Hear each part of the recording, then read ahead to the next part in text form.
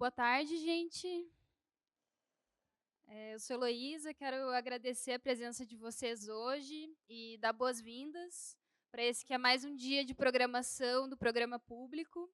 Para quem ainda não sabe, esse é um projeto bienal e experimental aqui do museu, que está na sua segunda edição e que começou em maio e vai até agosto, com mais de 60 ações culturais, artísticas, educativas gratuitas, né, dentre mesas de conversa, oficinas, exibições, e com convidados e convidadas muito especiais de diferentes lugares, repertórios e vivências.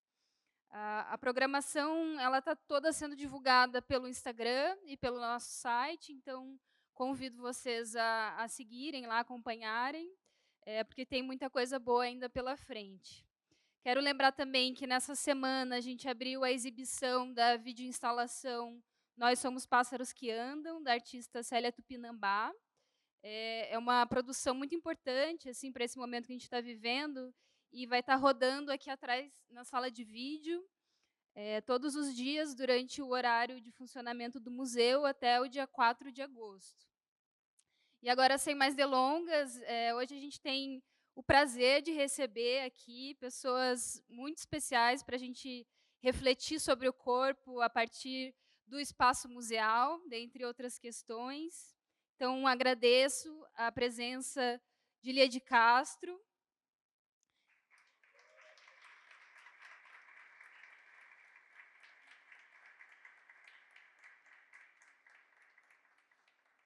Essa artista interdisciplinar, né, que pesquisa a partir da prostituição, as categorias de gênero, classe, raça, sexualidade. Quero agradecer também Vicenta Perota,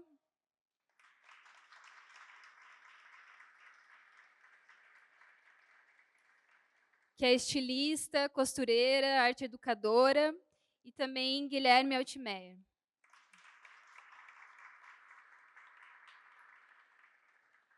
que é pesquisador, curador, ativista e professor.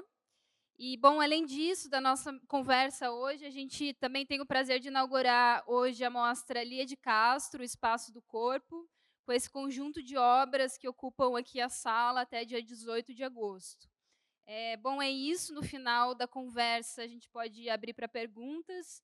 E depois da mesa, a gente vai ter um coquetel ali na varanda, então convido todo mundo para a gente continuar essa conversa lá. Boas trocas para a gente. Obrigada.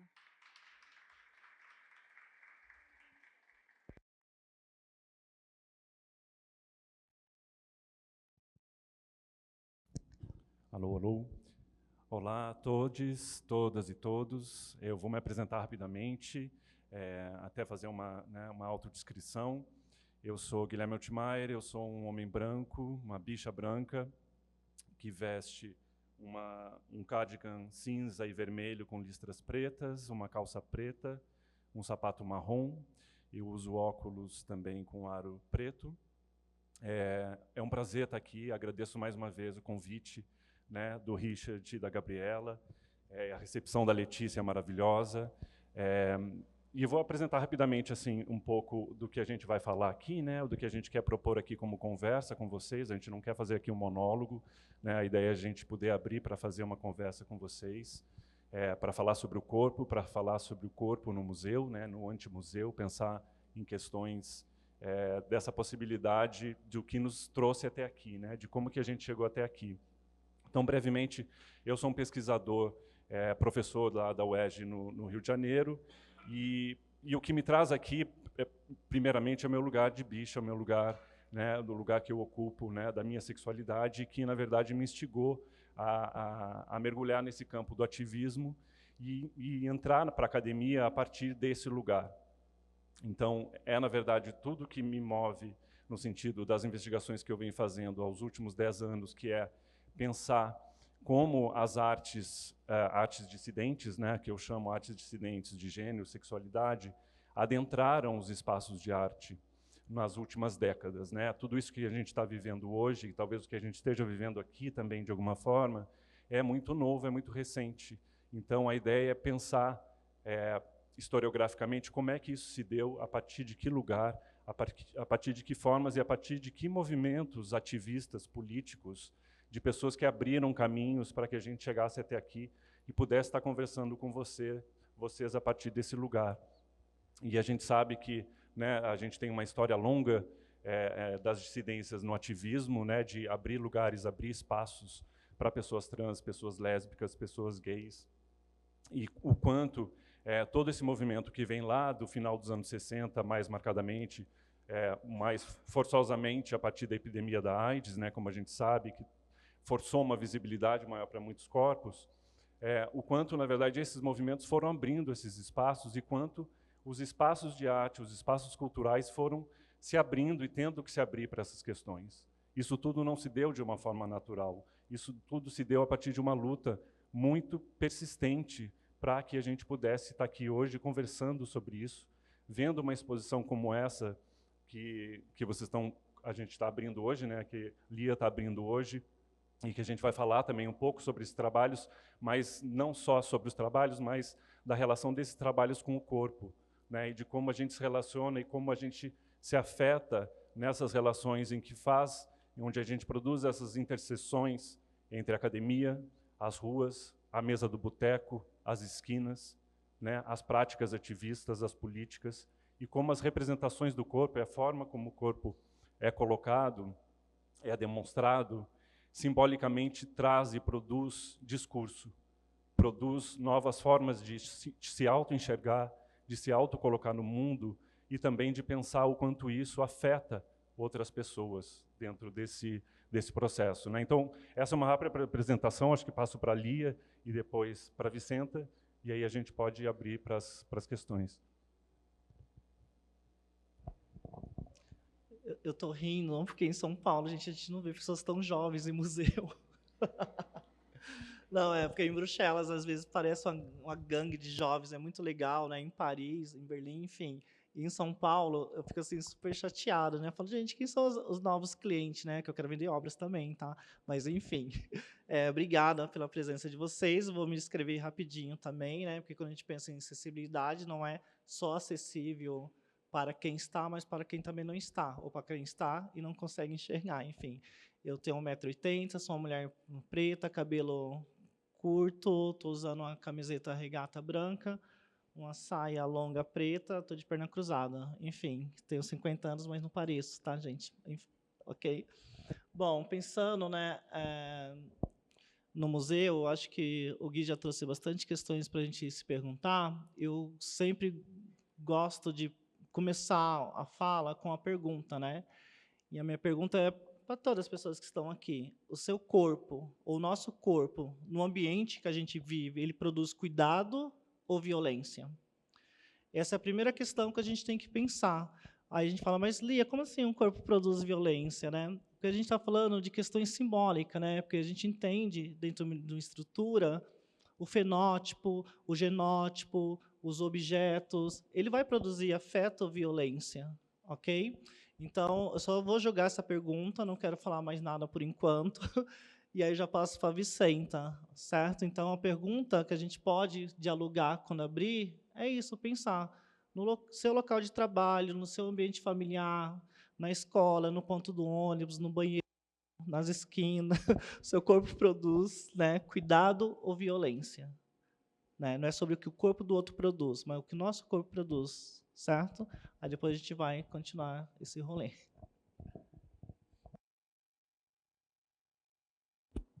Olá, boa tarde a todos, todas e todes. Eu sou a Vicenta Perrota. Eu sou uma travesti branca, careca, de 1,80 m. Eu estou usando um moletom roxo com patches vermelhos e pretos costurados. Se eu for falar minha roupa inteira aqui, eu vou ficar falando meia hora. Mas, basicamente, criada por outras peças de roupa, que, já vindo de encontro com o que a Lia de Castro falou, né? O que meu corpo produz, o que meu corpo impacta, o que meu corpo afeta dentro de não somente dos espaços de arte, que são os espaços onde eu acredito que eles podem ser usados de maneiras afetivas e de encontro com questionamentos, né, de tirar o seu corpo da alienação, muitas vezes usado para alienar também. Então, e aí o que esse meu corpo, né, o que as obras que a gente coloca dentro desses espaços vão afetar politicamente, né? Vai impactar as pessoas e como que as pessoas saem desses espaços se questionando. Então, é com muita alegria assim que eu estou vindo para cá, né, encontrando vocês, vendo essas obras enfim, todas as obras que estão nesse museu, assim, eu tenho tem me trazido bastante uma experiência mesmo onde eu venho me questionando há um tempo, né? Porque quando a gente pensa muitas vezes a gente falando de moda, o quanto a moda ela é um vetor de alienação, né? Então a gente pensa assim, uma roupa, quando você vai em algum lugar comprar, né? Eu falo moda, mas eu também, para além da moda, eu entendo que o consumo, hoje em dia, ele é um parâmetro, um demarcador social assim muito forte no quesito alienação e cisgeneridade. Porque a gente pensa num quesito estética, né? O que é a estética, que é um plano colonial, mas também a gente pode entender né, como a gente está num espaço que poderia estar, sim, utilizando daquele processo estético para alienar, mas a gente sobe em cima dessa plataforma para colocar outras questões, né, para trazer reverberações nos quais quebra esse processo de alienação. Então, vou deixar aqui essa fala. Passar a fala para os meus amigos e amigas e amigues. Obrigada. Você quer falar? Não, eu só ia puxar um pouco, porque eu acho que a gente, né, fez uma proposta, a gente construiu conjuntamente uma proposta, a gente está se conhecendo há pouco tempo, mas a gente já teve um tempo de convivência legal e já fez uma série de trocas interessantes.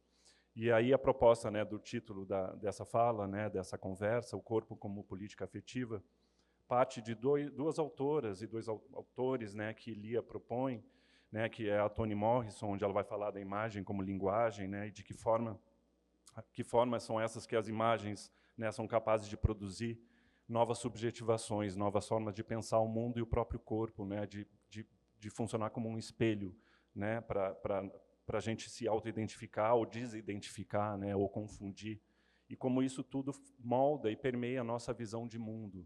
Então, um passeio por um museu, um olhar para um museu, e a gente está num museu aqui muito importante do Paraná, e que tem uma série de questões, né, e uma série de coleções que precisam estar permanentemente sendo questionadas, revistas, revisitadas, reescritas, repensadas, né? Então, a gente ter esse espaço aqui para pensar esse lugar do corpo, né? E aí Lia também propôs, né, falar um pouco do Achilles Mbembe, né, no texto do Antimuseu, justamente para pensar, ok, dentro desse lugar do museu, o museu que é de uma concepção cisgênera, branca, primordialmente, qual é o lugar que outros corpos dissidentes podem configurar, como podem reconfigurar esse museu. E o que o Mbembe acho que fala, né, Lia, você pode complementar, mas ele fala muito dessa ideia do antimuseu, que não é necessariamente se deixar ser assimilado, né, mas é propor outra forma de ocupação, outra forma de estar nesse lugar, né, do corpo se fazer presente em relação.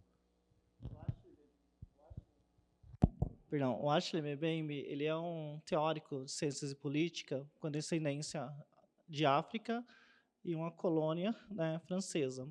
E é muito curioso que o Achille Mbembe ele vai trazer questões para a gente repensar o museu como política afetiva, porque quando ele fala de antimuseu, né, só para a gente entender, o que é o antimuseu? Não é destruir e nem se apropriar, mas é estar de passagem, né? E quando a gente está de passagem no museu, o Achille Mbembe, em outro trabalho dele, que é Política da Inimizade, não, Brutalismo, perdão, ele vai falar do passante, né? Ele vai falar, não é mais o estrangeiro, porque qual que é a finalidade? Quero explicar para vocês que eu sou disléxico, senão vou contar 1000 coisas para chegar no que eu quero. Ou seja, o Ashley, para ele é importante pensar aquilo que foi criado, como a Vicenta falou, pelo sistema de captação de corpos de alienação, e ele vai utilizar desse sistema para descolonizar os grupos colonizados e os colonizadores também, ok? Então ele vai usar a palavra passante para poder escrever novamente quem seria o estrangeiro, porque para Ashley Mbembe o estrangeiro foi pensado por alguns teóricos século XVI, XVII, XVIII e assim vem, é o quê? É o estranho, é o que passa e deixa estranhamento ou causa estranhamento. Aí ele vai falar, isso já não é mais suficiente, porque quando a gente começa, a gente não, né, os brancos europeus, gente, eu não. Quando eles começam a navegar, eles estão pensando na navegação como um lugar, como é que fala? Quando eu atravesso de um país para o outro. Fronteira. A fronteira como lugar que atravessa. E hoje a Europa, a nova Europa, ele fala isso, ele usa a fronteira para um lugar para o estrangeiro não entrar. E aí eu acho meio bem. Então, já que a palavra estrangeiro é o que estranha, então a gente vai usar a palavra os passantes. O que é o passante para ele e para mim, como uma pessoa transexual e prostituta? É o que passa e deixa, o que passa e leva. O que leva e o que traz? É memória, né? Então, a gente vai entender o museu como lugar de memória, porque se a gente vai para o Charles Miller, ele vai falar o que seria o museu, como também eu acho que ele fala no antimuseu. Então, o museu ele tem a função dele inicial, no século XVII e XVIII, era uma função dos ricos, né, que pegaram obras, né, de outros continentes, mostrar. E aí depois eles falam, não, mas a gente é tão rico que a gente, além de mostrar entre nós, né, a gente vai abrir para o público. Aí depois eles descobriram que esses objetos furtados, enfim, dava para esse público, que não era da mesma casta, você entendeu, deles, um lugar de pensar. Aí você fala, não, então a gente agora tem que fechar o museu novamente, né? E aí eu acho que meio bem ele está falando assim, tá, então se a gente já descobriu que o museu é um lugar que pode circular e pode utilizar memórias e reutilizar e praticar outras memórias, então a gente vai continuar com o museu, mas vai ser o antimuseu, porque ao invés de segregar, mumificar, a gente vai respirar, né? Então essa é a proposta desse encontro, né? Fazer com que os museus, né, como já vem acontecendo aqui em outros, ele respire. E o que faz com que o museu respire? É quando o museu é um lugar seguro, um ambiente seguro. Eu sei disso porque minha formação em artes, psicologia comportamental e criminologia. Aí você fala, como essa mulher consegue fazer tudo isso e ainda se prostituir, né? Porque eu tenho quase 50 anos, então assim, a gente trabalha, né? Porque a gente vai fazendo artes e vai entendendo que dentro da arte dá para fazer sociologia, psicanálise, criminologia. Aí você vai fazendo as coisas paralelas e pesquisando. Então, a importância, né, que eu lembro quando a gente lia Dewey fala da experiência, né? Ele fala, o que é experiência, né? Entrar no museu, que travessa e tal. Mas o Dewey ele não parte de um princípio que quando um grupo de pessoas trans ou pessoas pretas entra no museu, toda a nossa atenção vai para o nosso próprio corpo, não vai para a obra, porque a gente está tenso. Sabe que aquele segurança está olhando porque eu sou muito travesti, ou porque eu sou muito bonita, ou porque ele acha que eu vou tocar na obra, ou porque eu vou roubar. Então, a gente não consegue ter uma experiência, a não ser a experiência da rua, novamente, né? Então, quando a gente propõe esses trabalhos, propõe dialogar com vocês, é para a gente também entender com vocês se também esse ambiente está sendo seguro para vocês. Né? Se, de repente, nós três aqui, será que a gente está produzindo cuidado, né, para o público ou insegurança? Né? Então, a proposta para nós aqui, né, eu vou falando proposta, porque eu gostaria que vocês começassem a erguer a mão e perguntar. Só não vai perguntar como foi para minha mãe, né? Porque assim, as pessoas não perguntam para as pessoas trans, né? Como foi para tua mãe? Não, a gente não está falando da minha mãe aqui, vocês já superaram isso, né? Vamos perguntar de outras coisas, só a gente não começa a falar dos anos 90 de novo. Mas para a gente dialogar, porque um ambiente seguro é um ambiente que a pessoa vai erguer a mão e perguntar como ela está se sentindo em relação às obras, em relação desde quando ela entrou pela porta central e sentou aqui. Por isso que eu estou muito abismada e apaixonada por vocês, porque pessoas muito jovens, né? Então, está dando certo o que a gente está propondo, né? Porque a gente chega no local que as pessoas já estão se propondo, né? Eu até brinco com os brancos, né? A grande maioria. Vocês podiam estar na rua sendo racista, fumando beck, matando, se prostituindo. Não, vocês estão no museu com a gente. Olha que legal, né? Evoluíram, né? A gente está aqui para evoluir, certo? Então, ó, vamos lá, vamos tentar dialogar, tá? Vamos fazer pergunta. Não sei se vocês viram os trabalhos. O meu trabalho, eu não consigo ficar falando, senão eu começo a patinar. Para mim é muito importante ouvir para poder dialogar com vocês, ok? Posso falar? Pode. É, enfim, com essas palavras da Lia, eu fiquei pensando muito assim, no quesito também de, enquanto pessoas que estão já acessando, né? Então, eu mesmo me vejo como uma artista que, às vezes, eu carrego algumas responsabilidades, assim, no sentido quando eu estou investigando e criando obras, e ao mesmo tempo, o processo do meu trabalho, né, que traz o acolhimento de pessoas trans, que traz esse lugar de trazer as pessoas que não se sentiriam à vontade de estar num lugar assim, porque eu vejo muito, enquanto uma tecnologia da branquitude, né, o museu, antes de ser pensada pelos corpos lidos como dissidente, né? Então, primeiro de tudo, da onde vem a dissidência, né? Então, voltando de novo ao que eu penso enquanto projeto estético.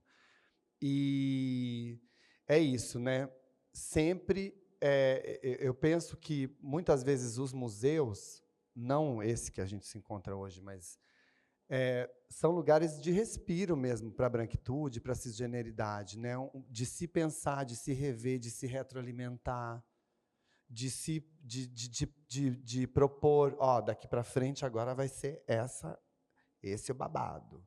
Mais ou menos enquanto a moda e a indústria produz. Acho que acaba até entrando num lugar dessa produção mesmo, que não pode parar, né? Dessa necropolítica. E aí, entendendo o antimuseu, né? Como a gente entra nesse lugar, como a gente tem algumas responsabilidades, assim, enquanto corpo branco, que não está afim de mais de... Porque, assim, a gente pensa que, como a gente tinha falado lá em cima hoje, muitas vezes não são todas as pessoas brancas, não são todas as pessoas cis que vão estar no topo da cadeia, né? Então, a gente precisa entender também até aonde que você produz a morte para depois você morrer junto. Então, tem esse lugar. E é isso, né? Como a gente vem tirando também essa prestação de serviço para o nosso algoz, né, para sair disso e trazer outros processos, né, inclusive de destruir a dissidência. Porque o tempo todo é dissidente a partir do quê? Né? Qual que é o parâmetro? Qual que é o parâmetro da diversidade? Então, isso me questiona muito também. E acho importante também a gente, isso, né, se utilizar, ao invés de a gente se utilizar para continuar matando e depois morrendo, pulando no buraco, como você disse também hoje, o cachorro que fica correndo atrás da carrocinha. E, assim, de maneira alienada, muitas vezes, né? Porque é isso, a mídia sempre está bombardeando a gente. Então, eu acho que tornar os espaços que não eram acessíveis e ter esse poder de ir contra isso né, e trazer letramento, muitas vezes. Né? Eu trabalho, por exemplo, em São Paulo, num espaço que é público, mas que eu ocupei lá e eles não estavam... Eles, assim, estavam afim, me colocaram lá, mas não deram nenhum fomento para mim. Aí eu tive que me virar para estar lá. Mas eu assumi isso, né? Enquanto obra de arte mesmo, enquanto um processo artístico de levar essas pessoas para lá, de tornar esse espaço menos violento. Então, muitas vezes, eu via lá os seguranças tirando os meninos pretos, tirando as travestis, e aí quando tinha um branco lá, ele não tirava.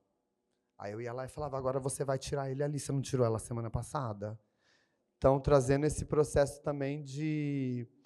É esse corpo que vai afetar, né? E que vai efetivamente trazer, afetivamente, trazer uma mudança social mesmo.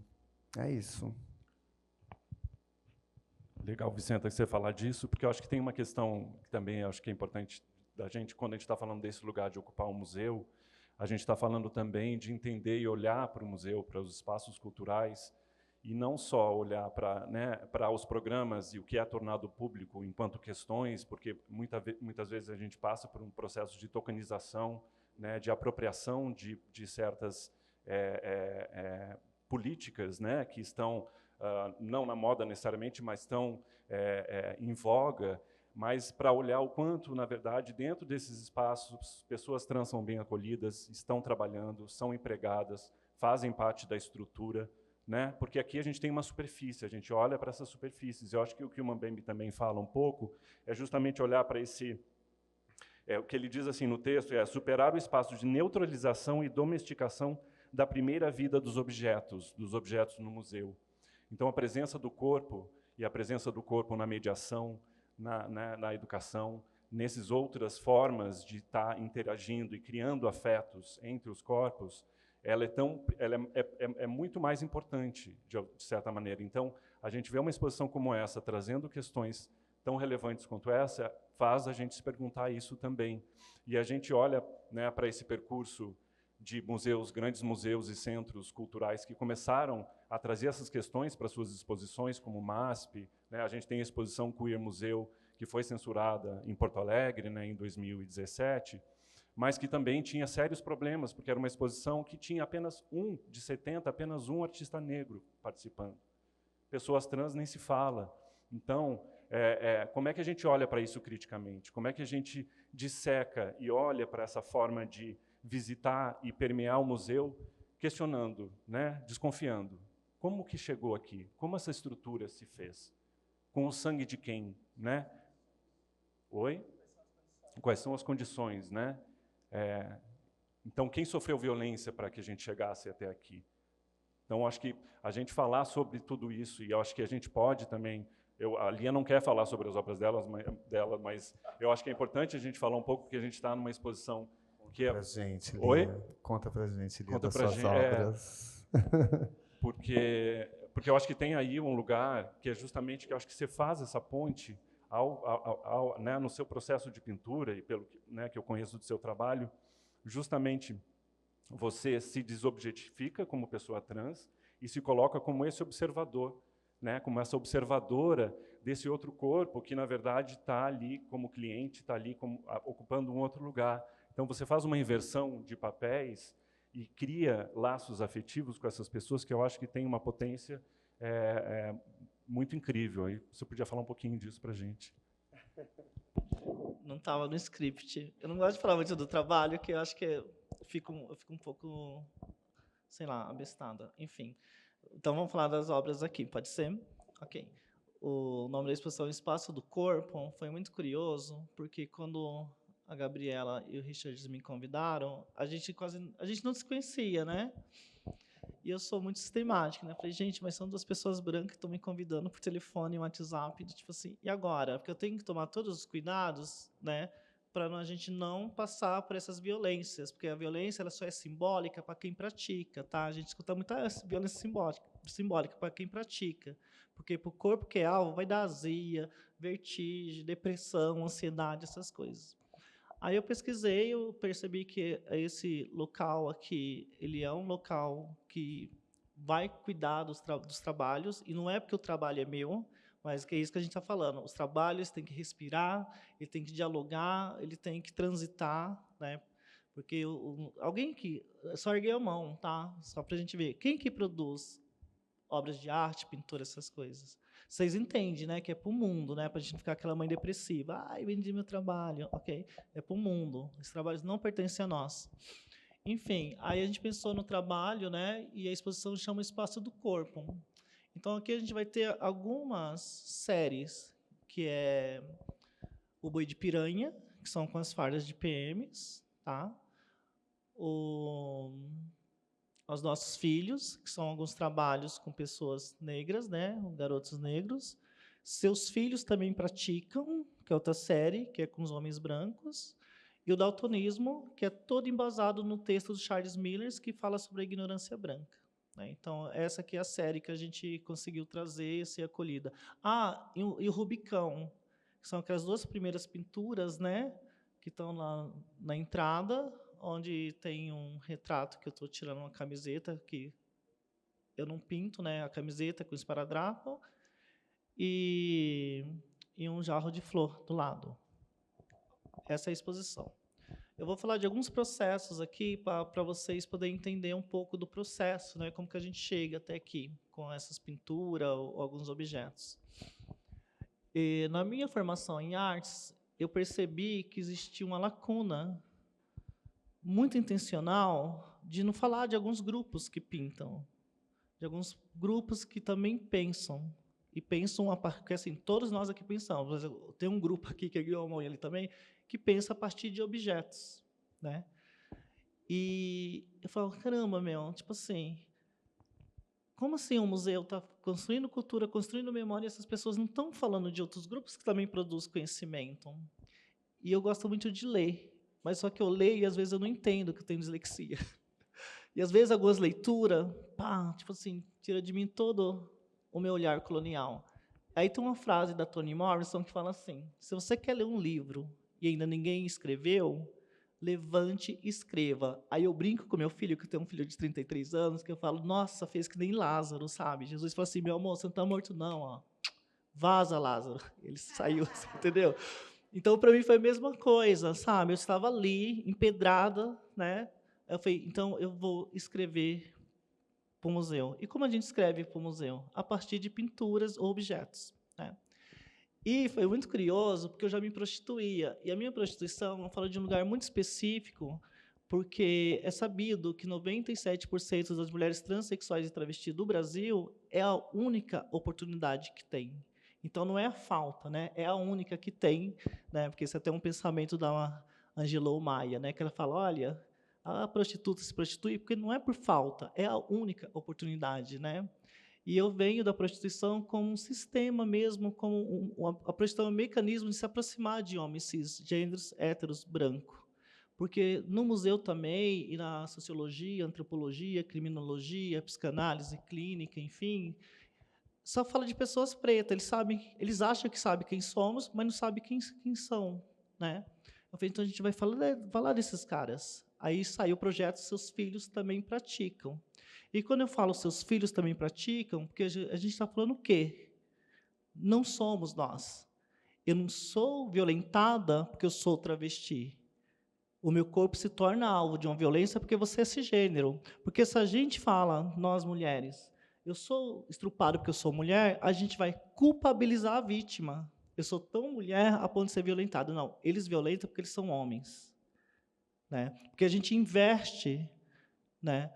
A gente sai do objeto como alvo e vai apontar a pessoa que pratica. Isso eu aprendi com o Chinua Achebe, que ele é um teórico que ele fala, se a gente não nomear o verdadeiro nome do inimigo, a gente se coloca em risco. E aí que a gente fala, a gente tem que nomear. E para nomear o verdadeiro nome do inimigo, a gente tem que traçar a estatística. E aí eu abri minha casa para se prostituir. Primeiro eu comecei na rua, mas só que na rua eu percebi que era muito no acaso.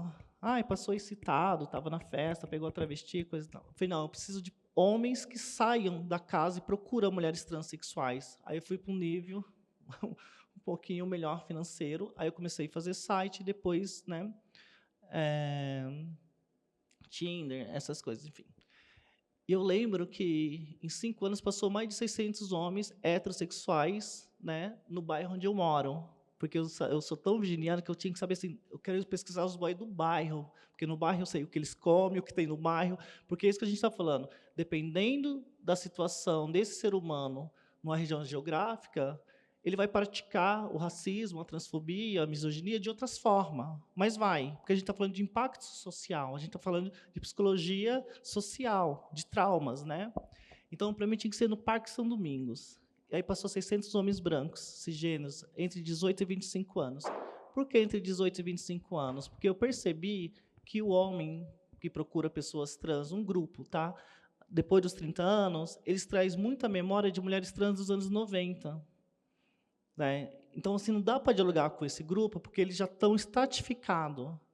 Né? Eles não têm uma abertura de escuta. Né? Então, entre 18 e 25 anos, é uma galera, cara dos homens, que a gente dá para manipular. Mas no bom sentido, né? Manipulado, tipo assim, aí, vamos falar, vamos trocar uma ideia e tal. E aí eu dava um questionário depois do sexo para eles, porque outra dica que eu dou para vocês, meninas, quando seus pares estiverem excitados, os boys, vocês pedem tudo, que eles dão tudo, tá? É legal, assim, eu estou quase rica, assim, eu consegui muita coisa. Aí eu dava um questionário para eles, a primeira pergunta para eles era, quando você descobriu que você é branco? Aí o branco já ficava assim, todo traumático. Como assim? Eu não sou branco, meu nome é João. Não, você é branco sim. Ou seja, eu estou falando, eu sei quem você é em relação a mim, né? E a segunda pergunta, quando você descobriu que você é branco? Não, a primeira, quando você descobriu que você é branco? E a segunda, o que é ser branco no contexto de um país racista? Ele é o racista, né? E ele, não, mas não sou racista, até transo com você, que você é quase preta, né? Que eles acham que eu não sou tão preto, porque meu cabelo é quase bom, para uns. Para você ver a alienação. Porque eles acham que preta é de África, né? Enfim. Mas eles, como branco, eles se sentem brasileiros e não da Europa.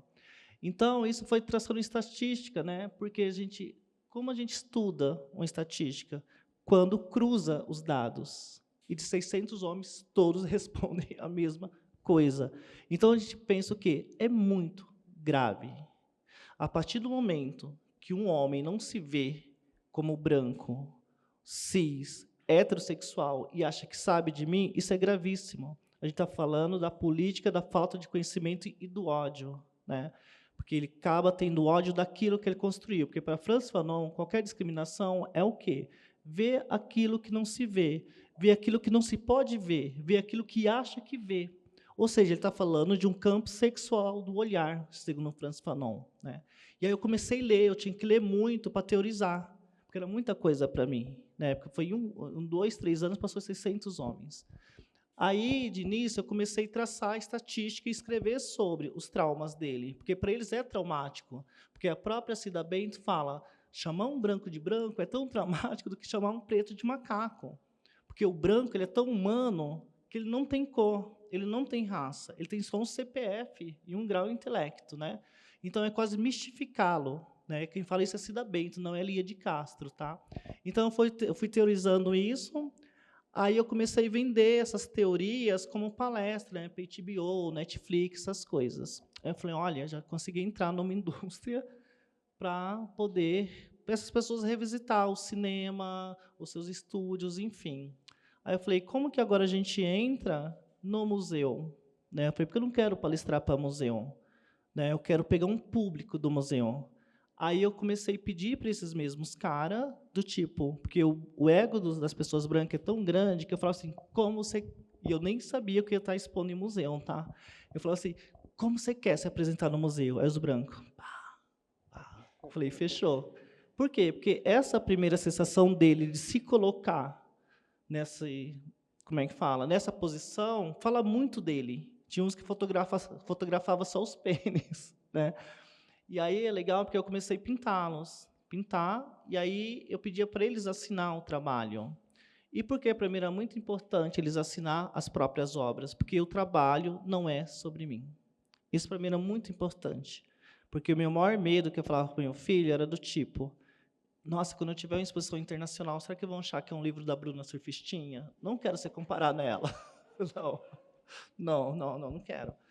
Não quero ser assimilado a pessoas brancas. Né? Então, para mim, era muito importante com que as pessoas entendessem que a Lia não está falando dela. E eu não estou traçando opinião, é fatos. Então, todos os trabalhos aqui eles são compostos a partir de fatos, de teóricos. Né? E aí eu comecei a ler para eles, e ler com eles. Então, eu fiz todo um circuito de redistribuição do dinheiro, que era o quê? O dinheiro do programa entrava 100, 200, 500 reais, Se ele era muito racista, eu comprava teoria antirracista. Se era sexista, eu comprava teoria antissexismo. Se era transfóbico e tal, aí eu ia lendo com eles. Então, também curou a minha dislexia, porque quando você lê junto com alguém, você se escuta, né? Então, para mim, foi um autoconhecimento. Mas o que mais pegou para mim também, que aí eu trago uma teoria nova para a gente discutir, que chama retina colonial.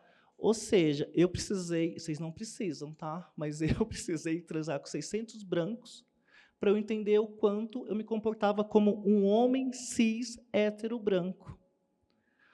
Do que a gente está falando de novo? A gente está falando do trauma do olhar. Vou deixar isso bem legal para vocês entenderem. Imaginem, tem quantas pessoas trans aqui? Levanta a mão. Tá. Ok. Imaginem. Vocês héteros, cis, ou cis, acordar em um mundo, num planeta onde todo mundo é transexual. Você é a única pessoa cis.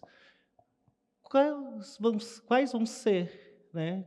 Quais serão o impacto na tua vida pessoal, social, psíquica, financeira?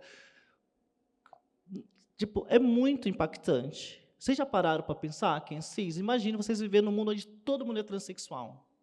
É isso que a gente vive. A gente é impactada pela branquitude, pela cisgeneridade todo momento. Então, eu tive que rever o meu conceito de amar, de odiar, de gastar meu dinheiro, que ainda sou muito embranquecida, que eu adoro dinheiro. Ela é contra. Eu adoro dinheiro. Capitalista, louca. Não sou, não. Então, essa teoria minha chama retina colonial, porque não sei se vocês sabem, né, mas uma das funções da retina é captar a imagem e transformar aquela imagem a partir daquilo que você acha que é valor, de que foi construído na sua memória, né? Então, acho curioso, eu brinco às vezes, que tem algumas meninas, né, amigas minhas pretas, cis, revolucionárias, que elas falam assim: ai, a gente vai dominar o museu. Eu falo, olha, você está falando que nem homem branco, porque a palavra dominar o espaço é de pessoas brancas. Aí elas, ai, meu Deus do céu, né? Fui racista. Eu falei, não, você foi otária. Você entendeu? Porque uma pessoa preta que pensa com pessoas brancas, é isso que a Vicenta estava falando, né? Quando pessoas pretas se matam entre elas, segundo o Ashley Mbembe, é a fusão da guerra. O que é a fusão da guerra para Ashley Mbembe? Suicídio, os iguais a se matar e fome, porque o Estado ele não se responsabiliza com quem morre de fome. Morreu porque não tinha que comer. Mas eles não vão para a criminologia entender por que não tinham que comer. Quando a pessoa se mata, é a mesma coisa, não é um problema do Estado. Se matou porque se matou, foi com a própria mão, né? Então, estou falando assim que, para mim, todo esse processo foi decolonial para o meu corpo também. E aí, já que a gente está falando de suicídio, a gente tem aqui no fundo, não sei se vocês chegaram a ver, que é o boi de piranha, né? O boi de piranha, eu vou descrever para vocês, é um trabalho composto por 11 fardas, né? Incluindo camisetas, calças, enfim, de policiais militares do estado de São Paulo. Porque se a gente percebe que o museu ele é um local de diálogo, e é um local que a gente consegue falar de amor, de carinho, de alienação, a gente também consegue falar de suicídio. E falar de suicídio, gente, é uma responsabilidade cultural. A gente tem que ter uma responsabilidade, porque a gente não pode normativar o suicídio de policiais e militares, né? É uma questão que a esquerda tem que se ver, né? Porque a esquerda vê o policial como inimigo. A gente tem que entender que esse grupo de pessoas são filhos de alguém. E os meus maiores clientes, eles são policiais militares, porque no bairro que eu moro até hoje, tem 2 academias da polícia, 1 batalhão e 5 companhias, né? E era curioso que eles chegavam até mim, e são meninos muito jovens, né? Porque entender que quem se mata não é o tenente, não é o capitão, é os praça. Jovens, a grande maioria preta, do estado de São Paulo, entre 20 e 35 anos, ok? Então, o racismo ele também está agindo de forma suicidável, né, ou suicidada, dentro de grupos pretos, mas que se tornam embranquecidos, porque quando a gente vê um policial, a gente não fala não é nem branco e nem preto, né, é só um policial, né? Então, o Estado ele não faz questão de lidar com essas situações. Então, já que não faz lá dentro, então a gente começa de fora para dentro. Então, o boi de piranha, ele não é uma forma pejorativa. Todo mundo sabe o que significa boi de piranha? Para quem não sabe, boi de piranha é o seguinte: é quando você está com a boiada, tá? Vai atravessar um rio e esse rio tem piranha. Então a gente vai pegar aquele bezerro mais fraquinho, cortar ele, joga até a piranha comer, é desviar a atenção, né? Comer aquele boi mais fraquinho, a gente passa com a boiada.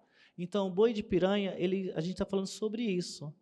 Até quando policiais, os praça, estão na linha vermelha na guerra é aquela linha que vai o praça, vai o soldado, vai o sub não sei o quê, vai o cabo, enfim, e o tenente está lá, ó, sentado. A gente manda os praça. Então, a linha vermelha é para saber de onde vem a bala. Então, quando ele anda, escuta o tiro e fala, a bala vem daqui, mas aquela pessoa já morreu, né? Então, eu acho que falar sobre suicídio de PMs não é naturalizar o suicídio, mas é uma questão de saúde mental e é uma questão que o racismo ele está agindo dessa forma também por grupo de pessoas embranquecidas, né? A gente não vê que são humanos devido a uma farda, né? E por que 11 fardas? Porque a cada 30 dias, 11 PMs se suicidam. Melhor, são suicidados, né? Porque para chegar na prática de suicídio é porque passou por muita violência, certo? E esse trabalho, para mim, era muito importante ser costurado pela Vicenta Perrota, né? Porque, para mim, tem um valor não simbólico, mas todo no valor do processo, né? Porque a gente estava costurando juntas e tal, e de memória, né? Porque nós, pessoas trans, a gente já enterrou muitas das nossas também, né? Suicidadas, né? Que se tornou até uma prática comum, mas não natural, né? E a gente também não pode, do tipo, falar, não, você não pode se matar, né? Porque ser uma pessoa transexual no mundo é lidar, como diz o Ashley Baby, com a vida e morte, com a morte em vida. É ter uma relação íntima com a morte, né? Então, tem esse boi de piranha, aí depois do lado, vocês dão uma olhada, tem um trabalho que chama Resíduo da Noite Anterior. O resíduo da noite anterior é um trabalho que eu utilizo o lençol como suporte da pintura. Por quê? Como eu trabalho com estatística, para mim era muito importante ter resíduos também dessas pessoas. Então, algumas telas eu passo esperma, porque a gente vai trabalhar com DNA, e também tem a assinatura dos meninos, né? Então, assim, a assinatura ela não é uma representação, ela é uma apresentação pelo gesto, né? E o DNA é um valor estatístico para nós, né? E o resíduo da noite anterior, eu uso o lençol, que eu pratiquei sexo, né, com essa pessoa e pinto depois, né, depois de 24 horas. Só como um valor simbólico mesmo para poder ter esse nome da obra. Então, todo esse processo, só para vocês entenderem, é um processo estatístico, é um processo muito bem pensado, é um processo de escuta, né? E quando você escuta, você tem que abrir mão daquilo que você acha que também é a sua verdade, né? E acho que é isso, sim. Não sei. Que bom. Lia, obrigado. Desculpa ter te fazer falar sobre o seu trabalho, mas eu acho que foi super importante, né, para ouvir. Eu acho que vocês vão ter o privilégio aqui de ter Lia presente falando e poder ver a exposição. Isso é realmente super importante, até porque o corpo de Lia está aqui presente, né? E eu acho que você deixa muito evidente que não é sobre você, né? Então isso, né, com todos os seus argumentos, eu acho que isso está muito evidente. Aí quando você fala, né, da costura em conjunto, né, com a Vicenta, e aí eu, né, queria puxar um pouquinho para a Vicenta, justamente para que você falasse um pouco sobre esse seu trabalho de sutura, de costura, né, que você tem uma questão com os trapos, os restos, né, e essa forma, né, de ganhar forma a partir desses vestígios que você vai encontrando e como isso para você se transforma num mecanismo de colaboração e de proteção e afeto das pessoas que estão em relação com você, participando do seu trabalho, né, de alguma maneira. Então, queria te ouvir um pouco nisso, acho que puxando um pouco da Lia. Obrigada. Incrível, Lia. Obrigada pelas suas palavras. Você é incrível. Sou sua fã. Que bom estar aqui com você. Também é sobre isso também. Eu acho que é sobre esse processo de como reverbera, né? Meu trabalho ele tem uma percepção assim de entender esse corpo que é lido como lixo social, né?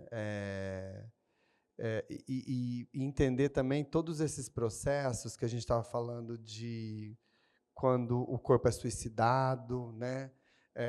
O corpo trans ele é o corpo que é um corpo que é, de fato, ele nem dentro de um processo de miséria ele está inserido. Eu acho muito louco isso. Porque se a gente for pensar no processo, por exemplo, de mercado de trabalho, e se a gente for pensar na origem, na etimologia da palavra trabalho, que é um objeto de tortura, e a gente entender hoje que o trabalho é um processo, continua sendo isso, né? Então, assim, não temos afetividade, não estou falando sobre vitimização, mas de entender como o nosso corpo é lido no meio ambiente, e aí quando a gente está falando de lixo, meio ambiente, corpo no meio ambiente, museu, quem está no meio ambiente, quem está nesse ambiente. E aí meu trabalho ele vem nesse lugar assim de também entender o consumo enquanto um agente necropolítico.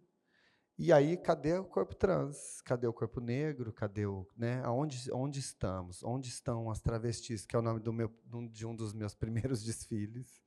Foram vários primeiros, mas dentro de um evento lido como importante em São Paulo, que aí a gente vem questionando esse lugar. Então, dentro de todas essas faltas, eu venho trabalhando a presença, né? Então, e o meu processo, eu acredito que ele não poderia ser um processo que ficasse. Eu vejo também a moda como um processo muito miserável, né? Pensando no sentido de demarcador, de estereótipo, né? Então, quando você pensa em roupa, tem roupa para quem? Para gente cis e magra. E daí, a partir disso, criam-se todos os desejos, né? Pensando em mercado mesmo, né? Consumo, lá no consumo. Então, revista de moda, quem que está na revista de moda? É a cis branca magra, que é um corpo todo photoshopado e é um corpo que você nunca vai ser, porque você não é aquela modelo, nem aquela modelo é aquela modelo que está ali. Então, existe também todo esse desejo, e aí dentro desse processo que eu fico pensando, para que eu vou ocupar um lugar que eu não querer ocupar um lugar que eu nunca estarei? Quer dizer, eu vou ficar correndo atrás da carrocinha de novo, né? Então, eu vou ficar correndo atrás do nada. E eu acho que não faz sentido isso. Então, o meu projeto ele começa entendendo isso, entendendo também, enfim, eu também fui uma criança que quis ser estilista, meu sonho era ser estilista, e entender também que as estilistas que faziam aquelas roupas, aquelas lá, essas aí, as da moda, que eu nunca conseguiria fazer aquilo, porque eu não tinha estudo, não tinha como, sabe? A gente não está a gente não consegue ser chamada pelo seu nome. Então, você na escola, as pessoas trans não conseguem nem ter direito à educação. Então, a gente cria a nossa educação na rua, a partir né, somos expulsas, então assim a gente entra num buraco afetivo, etc. E aí a gente estava até conversando hoje à tarde. Nossa, será que o meu processo artístico ele vem do trauma? Ele vem para tampar um buraco também? Mas de fato eu não consigo. A partir do momento que de um dos processos do meu trabalho, que foi, né, enfim, trabalhar e construir uma imagem, uma imagética, um outro movimento estético, vamos dizer assim. Quando eu falo estético aqui, é um movimento para a gente entender, de fato. Mas eu acredito que eu não tenho construído estética, mas eu tenho construído outras imagens. Tanto que meu trabalho vai para além da roupa, para além do que eu penso enquanto né, de roupa mesmo, porque quando eu estou fazendo um desfile, aquilo que está sendo performativizado lá já está produzindo e já está afetando outras pessoas trans. Então, eu vou abrindo esse processo de acesso, né? Onde que eu sou trans, onde eu posso acessar. E aí eu vou transformando isso numa técnica e que eu vou repassando para outras pessoas trans e ocupando espaços públicos. Então, o primeiro espaço público que eu ocupei foi dentro da universidade da Unicamp, que é uma das maiores universidades da América Latina. E lá eu abro para outras. Percebe-se que lá não tem pessoas trans. Cadê onde estão as travestis, mais uma vez? E ali eu começo a. E aí começam a surgir outras pessoas ali que estão precisando. Elas começam. Não, vem para cá, vem. E ali a única coisa que eu tinha para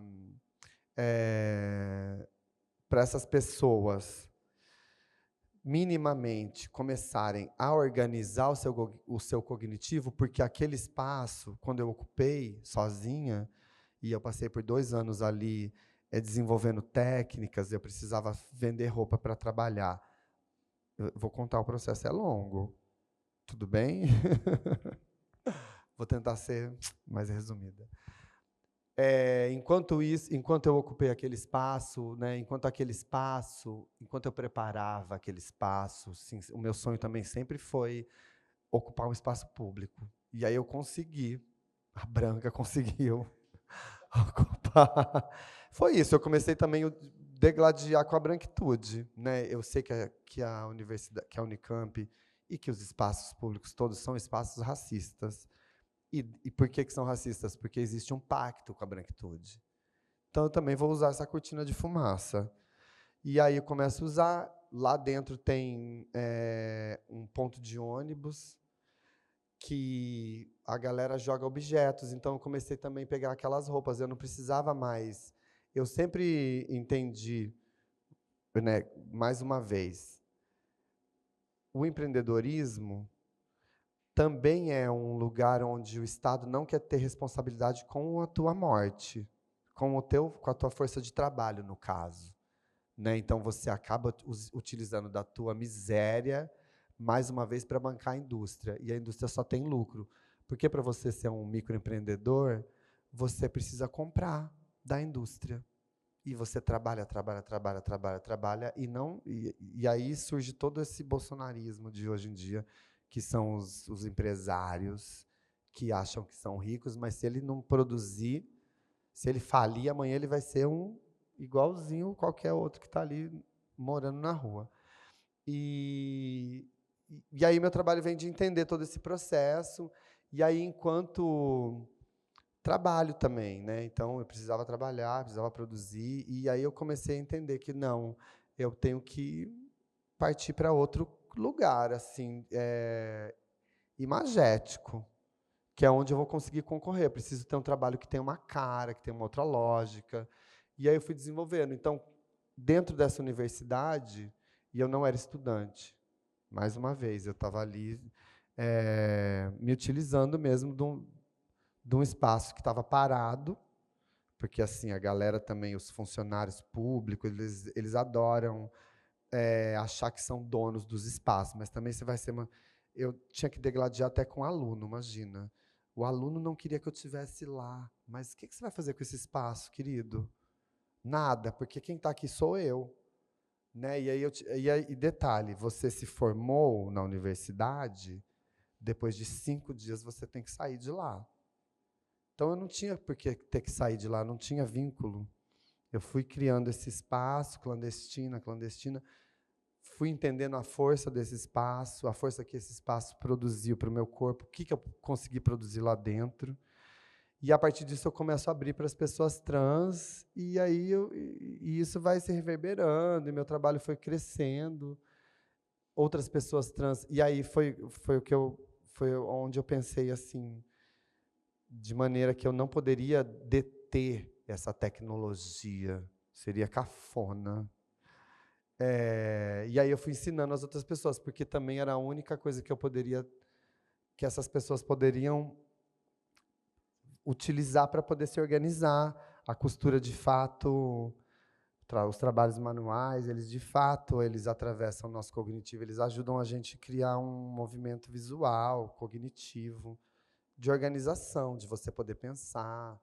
E aí eu começo a acompanhar essas artistas. Isso se tornou, hoje, uma tecnologia social que reverbera no Brasil todo, criada por pessoas trans, que se chama transmutação têxtil. E tá aí, estamos aí, ó, estamos se organizando. E aí eu utilizo a moda, de fato, para produzir política pública, porque o que a gente faz, né, o que o meu trabalho é o que o Estado deveria estar fazendo. Né? Quando eu falo que eu entro dentro de um... Por exemplo, dentro da Unicamp, hoje, a gente já tem... Já é oficial, assim, já existe um GT oficial de construção para cotas trans. Então, a universidade já está se preparando para receber, daqui 2 anos, talvez. Ainda é um processo lento, a gente tem que discutir como que essas cotas vão ser aplicadas, depois a gente precisa convencer todos os institutos. Então, é um processo de formiguinha. Mas foi dentro desse lugar do dito moda que eu consegui subir em cima dessa plataforma para poder construir políticas públicas mesmo. Eu acredito muito que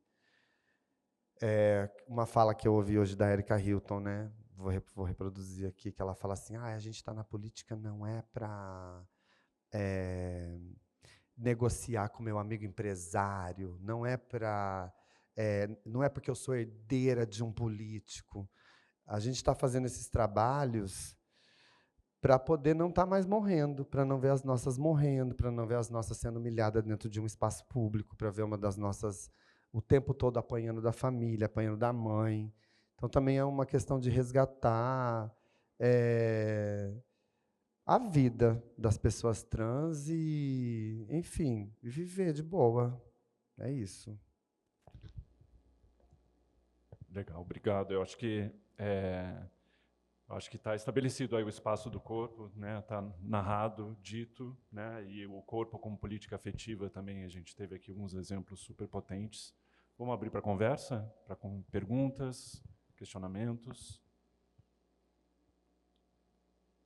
É bate-papo, gente. É super. Bora, é participação, gente.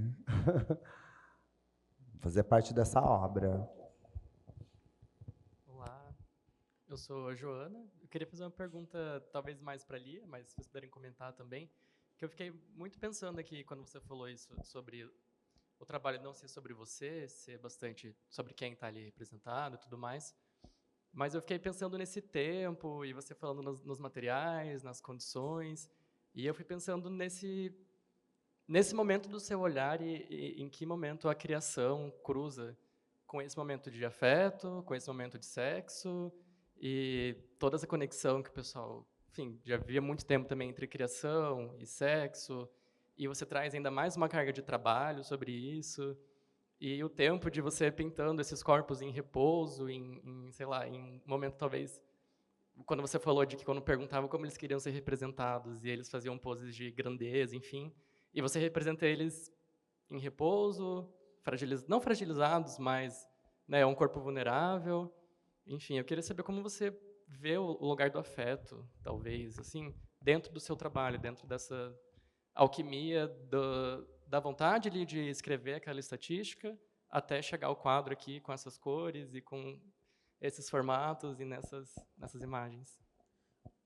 Eu não entendi a pergunta, porque eu sou dislexa, porque como você falou bastante...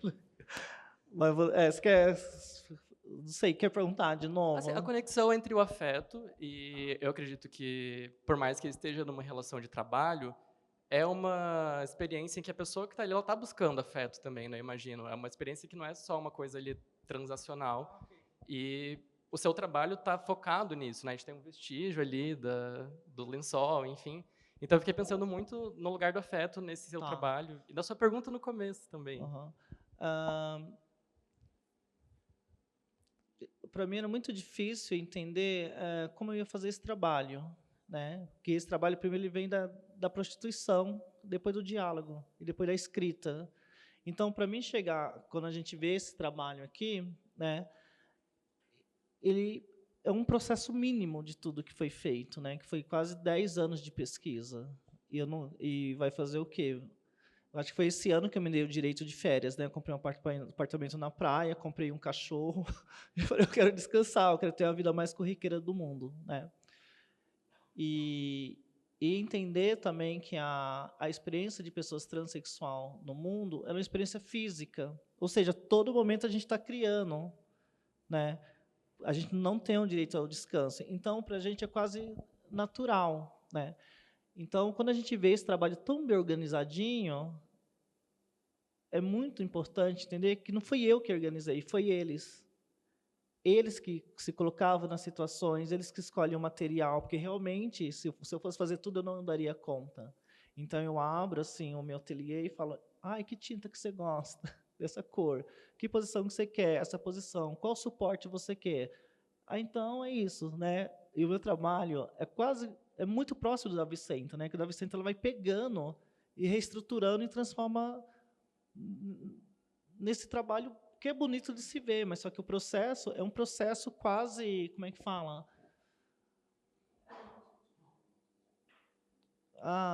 Caótico, né? E o seu é mais caótico porque você mesmo reorganiza tudo, né? Você que escolhe, né, as peças. E são esses homens que escolhem as peças. Né? Então, para mim, era tipo assim, ok, a cor que você gostou é essa. Ai, que cor que você quer? Ah, eu quero ouro, né? Que eu gosto de ouro. Aí eu pinto. Ai, que posição que você quer? Eu quero deitado, né? Mas para chegar nesses objetos, desses quase 600 homens com os quais eu fiz programa, 50 a gente se vê até hoje. Foi quando a gente afirmou um Shazam, né? Shazam, que eu falo, não precisa mais pagar em dinheiro, pague em informação.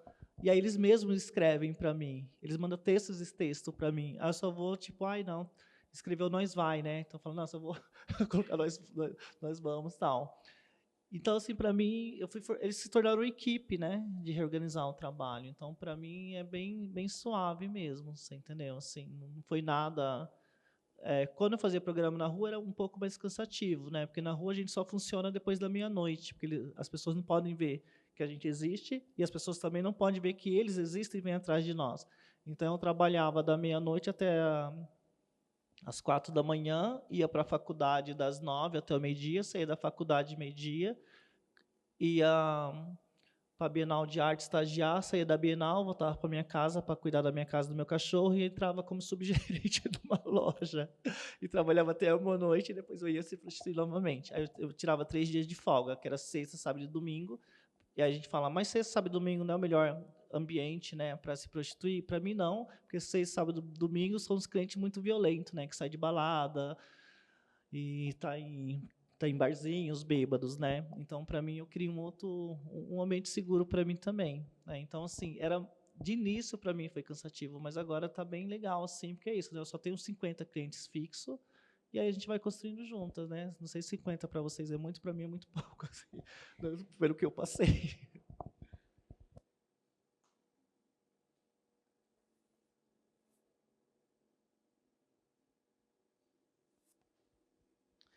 Boa tarde, meu nome é Gustavo. Eu estou um pouquinho nervoso, mas eu queria fazer uma pergunta para os três mesmo, sobre essa questão do antimuseu e sobre um ponto de observação. Nós estamos numa capital, Curitiba.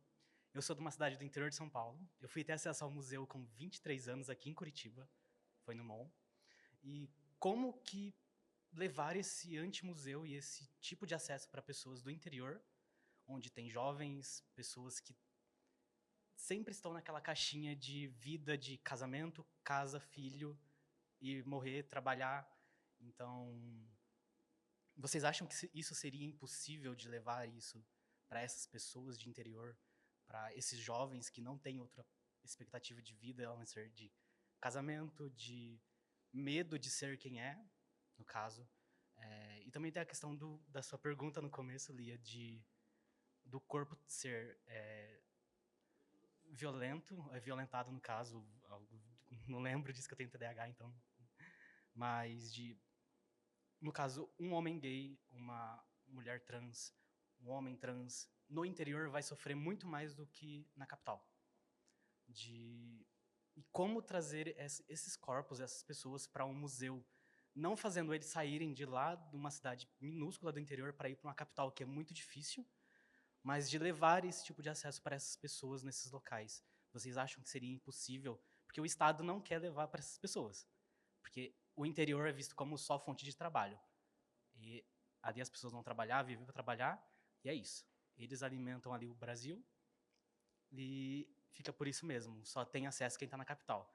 É algo bem, digamos, isso é meio que repetitivo ao longo dos séculos do Brasil já, para você estudar, você tem que ir para a capital, para você ter dinheiro, você tem que ir para a capital, o interior é só trabalho e, digamos, exploração dessa mão de obra, e não tem cultura no interior em si. Eu pontuo de novo, vocês acham que seria muito difícil isso acontecer, de essas pessoas terem essa liberdade de conhecer um museu de verdade, ou seria difícil ainda?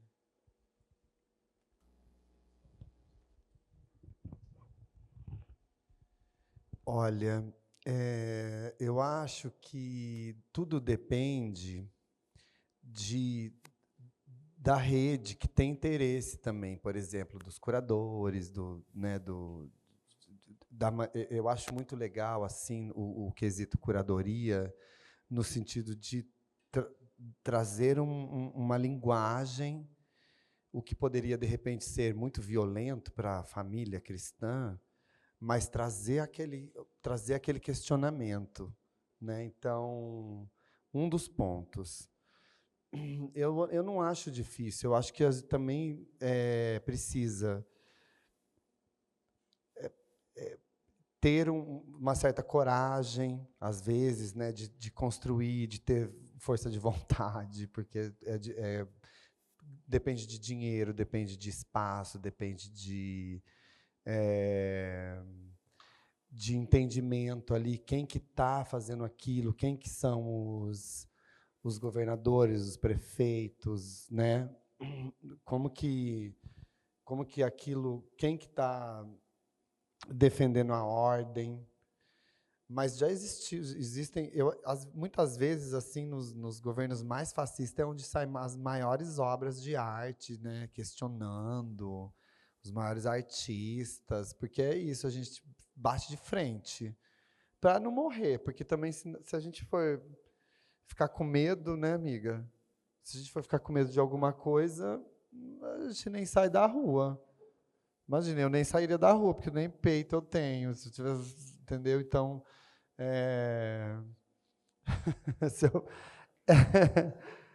é isso, se eu ficar me deixando levar pelo projeto de padronização, eu não faria nada. Então, também acho que depende é uma pergunta muito complexa de responder, assim, porque existe uma estrutura para que as coisas não aconteçam, existe uma estrutura para que as coisas aconteçam, existe o diálogo, a negociação e o projeto de pedagógico também. Como que a gente vai construir a pedagogia para que aquelas pessoas acessem? Qual vai ser a metodologia? Acho que vai por aí, assim. Você quer responder também?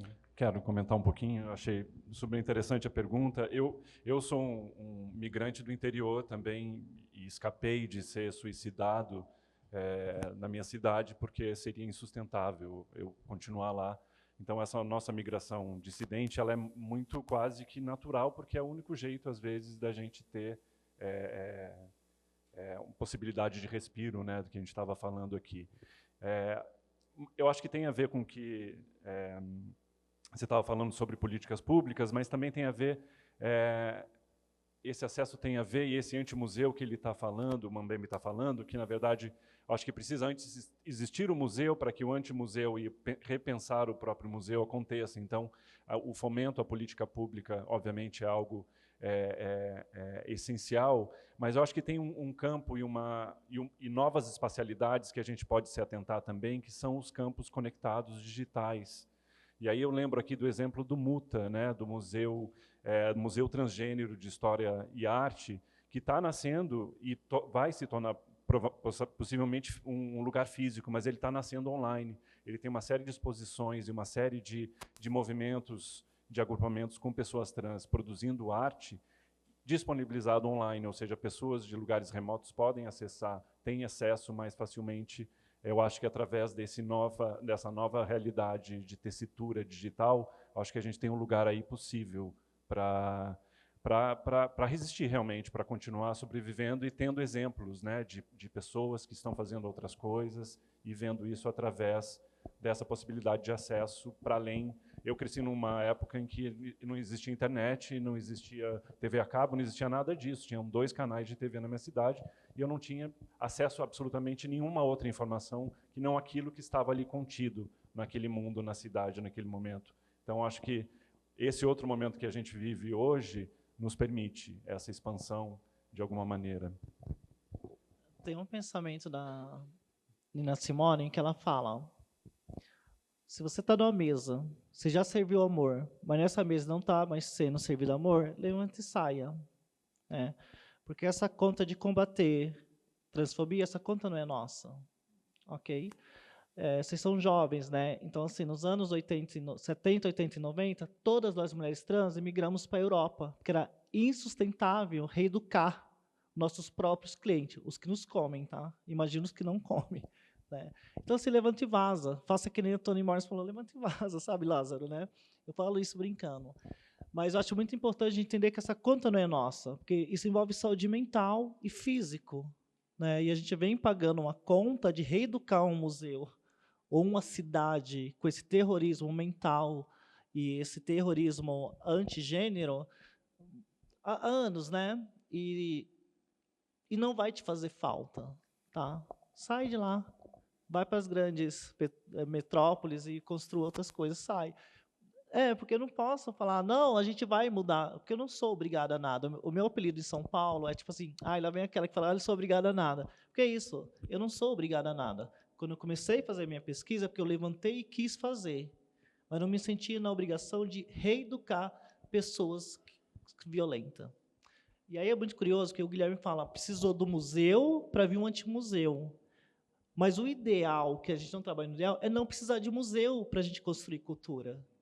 Não precisar de um espaço que tenha alguém que manda, alguém que obedece, alguém que acha que aquilo é arte. Porque é tão contraditório o mercado da arte que aquilo é farda de PMs que se suicidaram. Quem pintou aqui foi um travesti, não foi um homem branco. Por que agora eles aceitam? É muito perigoso isso. O museu é muito perigoso. Todo momento eu sei com quem eu estou mexendo, entendeu? Meus maiores clientes são pessoas da máfia italiana. Não tenho vergonha de falar isso, porque a máfia italiana é a única máfia que sabe comprar obras de arte para lavar dinheiro, e tudo bem. Ou seja, o dinheiro que paga a minha conta, meu silicone, a minha neovagina, vocês sabem o que é neovagina, né? Fui lá e comprei, é muito chique isso. Eu quero aquela periquita, entendeu? Que é um direito que eu me dou. Né? Então, assim, eu não posso achar, gente, mas estou vendendo, né, uma obra de arte para um traficante. Né? Não existe dinheiro limpo, né? Pega o dinheiro. Pega o dinheiro e vaza, né? Então, o ideal mesmo é não precisar de museu para as pessoas entender o que é arte, né? Porque senão, de novo, é um projeto colonial. Então, né, eu me fez pensar isso, que é isso. Precisou do museu para vir anti-museu. E vai ser ideal não precisar ter museu, gente, para a gente falar, olha, eu também estou produzindo obra de arte, enfim, né? Porque senão a gente fica a cobra mordendo o rabo, sabe assim? Sabe o cachorro da direita? Eu brinco do cachorro da direita, que fala que sabe o que é o cachorro da direita? É o cachorro que quer correr atrás da carrocinha. Posso falar mais uma coisa também que eu fiquei pensando?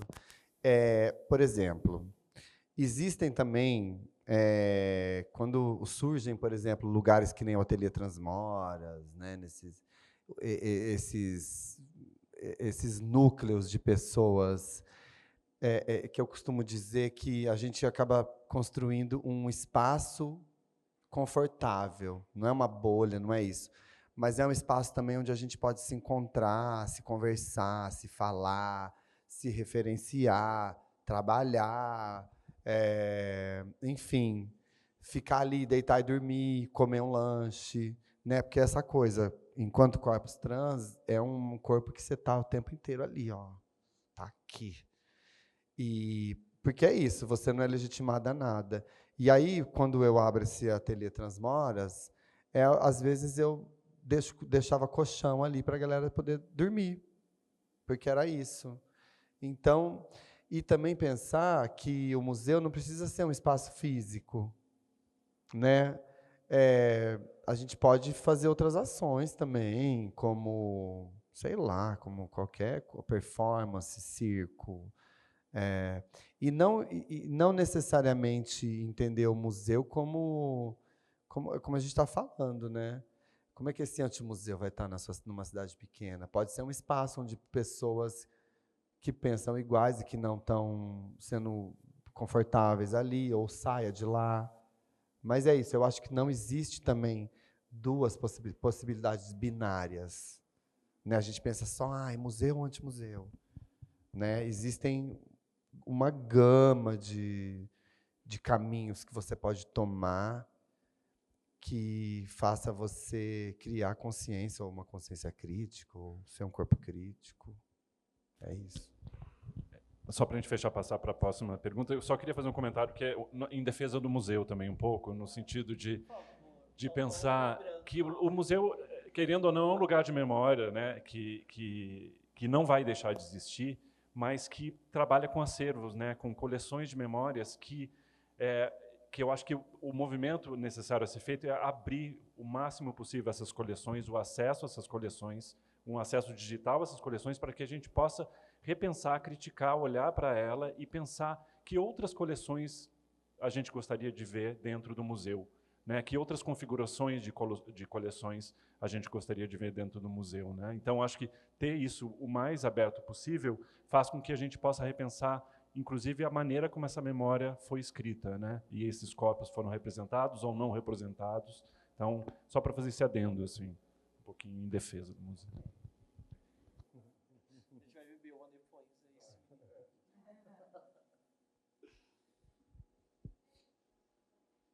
Olá, eu sou a Thaisa, agradeço o intérprete que está fazendo a minha voz.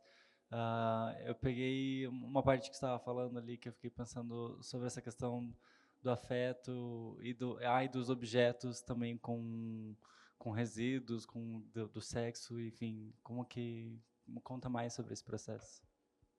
Daquela obra lá de trás, a obra lá do lençol.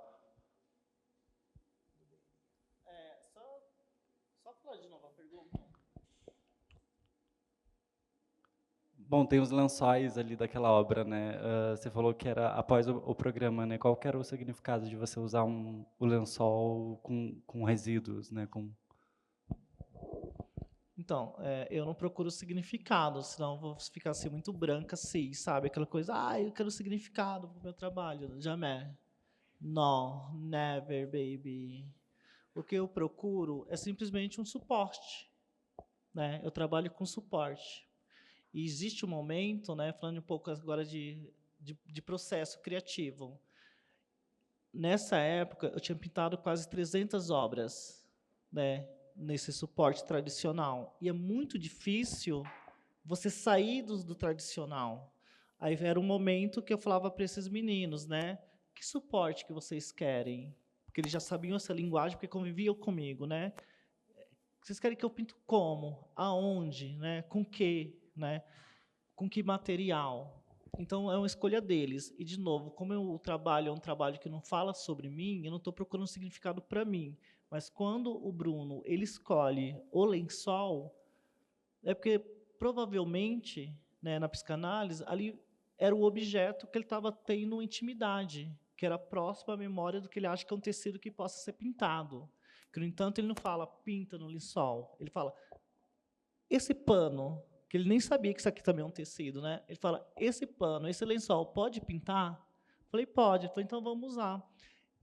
E o nome da obra, ele vem para poder compor a obra, né? Então, se é um lençol que tem suor, se é um lençol que tem resíduo de esperma, que se torna um DNA, que é a coisa que eu já procuro no trabalho, o DNA. Por que eu procuro DNA?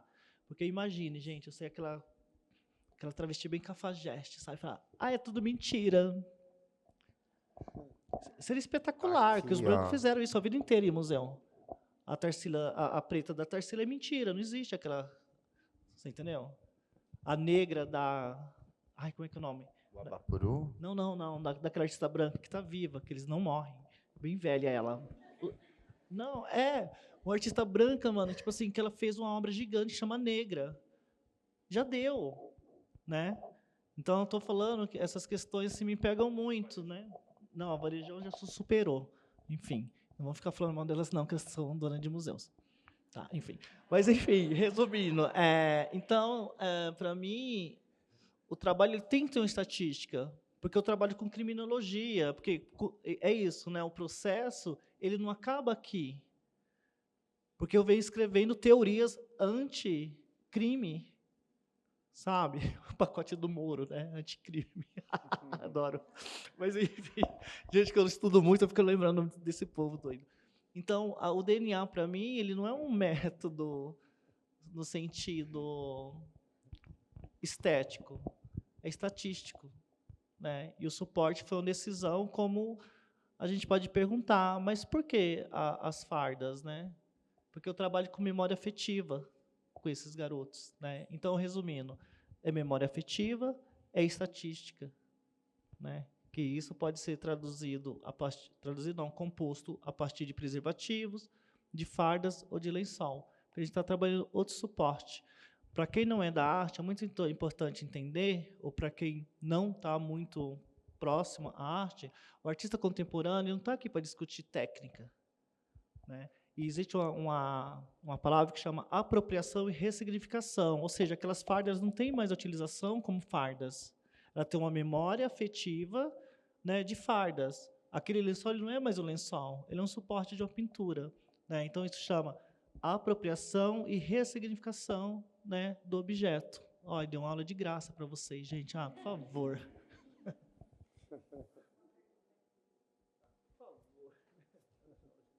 Olá.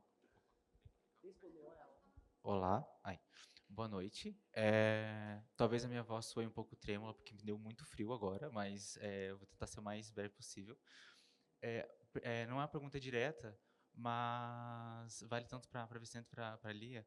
Seria mais a questão de consciência. Se o tempo todo vocês tiveram consciência disso, de toda essa obra, porque eu fiquei fascinado por isso, principalmente para a Lia, a questão de virginiano, eu fiquei abismado com a sua organização e com o seu controle sobre tudo isso.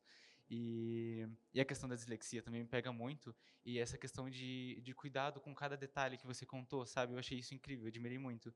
E se nesse processo longo que você comentou, você sempre esteve consciente, ou foi em passos curtos que hoje você, consciente da sua obra, você olha para trás e perceba que os detalhes de tudo isso que você fez, sabe, com esses passinhos, seria mais voltado para isso, se sempre esteve consciente, ou se é essa questão de consciência hoje sobre tudo que fez. E no começo você fez a pergunta, e eu fiquei o tempo todo tentando puxar o que vocês estavam falando para essa pergunta, que eu fiquei me perguntando o tempo todo. Essa questão do corpo, como você fala no início, do cuidado e da violência, eu automaticamente puxei para o objeto e fiquei olhando em volta, sabe? E eu me analisei em relação a isso, e eu fiquei pensando em que momento que você percebeu que isso era tão importante nas obras, porque eu vi muito disso, de isso está sendo violento para mim ou cuidadoso, sabe? E quando eu olhei a obra das fardas, a primeira memória que me veio foi de um policial fardado. E isso me veio a violência, mas eu olhei o quadro e vi cuidado, sabe? E eu achei isso minucioso da sua parte, sabe? Então, é mais essa relação de consciência, sabe? Se foi o tempo todo, se é o caminho que te fez consciente hoje. A minha vida, depois dos 20 anos, é um script. O meu filho quer morrer comigo, porque eu escrevo tudo o que eu quero, tudo que eu vou fazer. Quando eu comecei a me prostituir, eu lembro que eu comprei um salto gigante, uma peruca gigante, roupas super sensuais, e entrevistei várias mulheres transexuais, e fiquei um mês ensaiando como eu ia ficar numa esquina. Um mês. E é muito curioso que o meu nome de guerra é Bianca.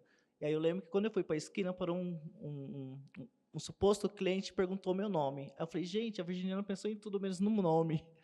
Aí eu falei, eu não tenho nome ainda. Falei para ele, né? Eu falei, meu, não tenho nome. Eu nunca esqueço o nome dele, é Guto.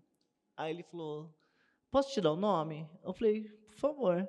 Aí ele falou, você tem cara de uma ex-namorada minha, Bianca. Eu falei, tá bom. Aí eu até brinquei com ele. Falei, como você é o padrinho, não pode comer, tchau. Beijo. Aí eu nunca transei com o Guto. Até hoje eu converso com ele sobre isso, entendeu? Eu falo, mano, você me batizou. E ele falou assim, nossa, me fudi, que eu nunca vou te comer. Eu falei, sim, sim. Então, assim, eu sou muito metódica, né? O que foi muito importante para mim é que essa metodologia ela foi expandindo devido às demandas desses meninos, né? Porque antes a pergunta era o que é ser um homem branco, quando você descobriu que é um homem branco, e aí eu fui, né, construindo uma bomba, né? E isso eu converso muito com o Capitão Melo, né? Porque o Capitão Melo ele é da área de Pirituba, não sei se vocês conhecem, São Paulo capital, é 120 quilômetros quadrados dentro de São Paulo, gente.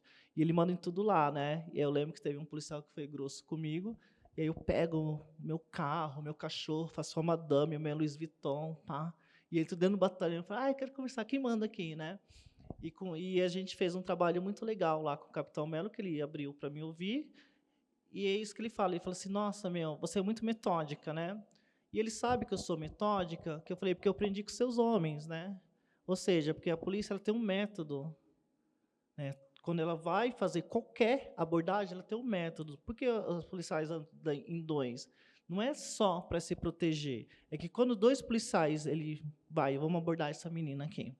Eu sou o policial chato e ele é o policial legal. Porque isso vai tirar a sua estabilidade emocional.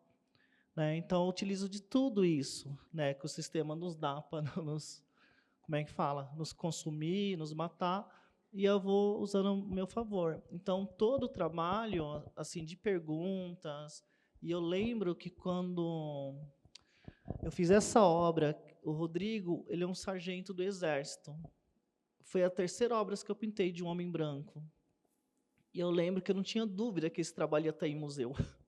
Né? Porque eu escrevia, né? E até eu tinha, né? Que agora eu rasguei como é que é quando a gente morre? Um testamento que eu escrevi assim para o meu filho: Lia de Castro, CPF, RG, não sei o quê, né?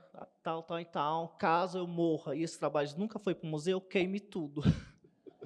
Não, porque eu acho, gente, assim, muito brega um artista que já você vai virar no caixão. Não, mas agora, né, não precisa queimar que tá. Porque eu sou muito metódica, entendeu? Porque eu não tinha sombras de dúvida que esse trabalho ia estar em museu, né?